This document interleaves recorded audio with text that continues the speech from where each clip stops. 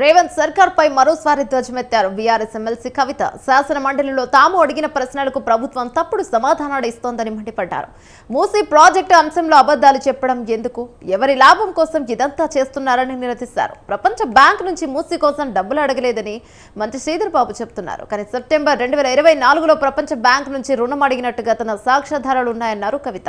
అయితే అసెంబ్లీలో DPR లేనట్టు చెప్పిన మంత్రి సెప్టెంబర్ 19న ప్రపంచ బ్యాంకుకు ఇచ్చిన నివేదికలో DPR ఉందని చెప్తున్నారని ఆరోపించారు. 55 కిలోమీటర్లు మూసీ పరివాహక ప్రాంతంలో 10,000 కోట్లతో బ్రిడ్జ్ కడతామని చెప్తున్నారు. దాదాపు 16,000 ఇండ్లను ఇప్పటికే మూసీ పరివాహక ప్రాంతంలో మీరు మార్కింగ్ చేసి పెట్టినారు. వాటి మీదకి ఇయాల బుల్డోజర్లు పంపుతారా, రేపు బుల్డోజర్లు పంపుతారా, అర్థం కానటువంటి ఒక భయానక స్థితి అక్కడ ప్రజల్లో ఉన్నది. మరి ఇప్పటికైనా మీరు ప్రజలకు స్పష్టత ఇవ్వండి. ఈ ఇండ్లను తీసేస్తామని చెప్పండి. తీసేసిన ఇండ్లకు ఎక్కడ ప్రత్యామ్నాయం ఇస్తారో చెప్పండి. రీహాబిలిటేషన్ ఎట్లా చేస్తారో చెప్పండి. పోనీ రేపు వచ్చేటటువంటి రియల్ ఎస్టేట్ డెవలప్మెంట్ లో ప్రజలకు ఏమొస్తుందో చెప్పండి. దీనివల్ల రాష్ట్రానికి ఏం లాభమో చెప్పండి. ఇవి చెప్పకుండా దాసిపెట్టి దాపరికంగా ఎందుకు ఇట్లా వ్యవహారం ప్రభుత్వం చేస్తుందని మేము స్పష్టంగా ప్రశ్నిస్తా ఉన్నాం.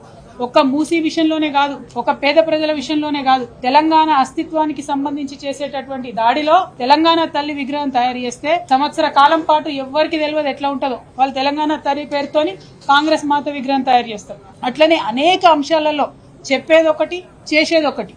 ఈ ప్రభుత్వ వైఖరిని మేము ఖండిస్తా ఉన్నాం. మీరు పర్టికులర్ గా మూసీ విషయంలో ప్రభుత్వం స్పష్టమైనటువంటి జవాబుతో అసెంబ్లీకి వచ్చి మాకు ఆన్సర్ ఇవ్వాల్సినటువంటి అవసరం ఉంది.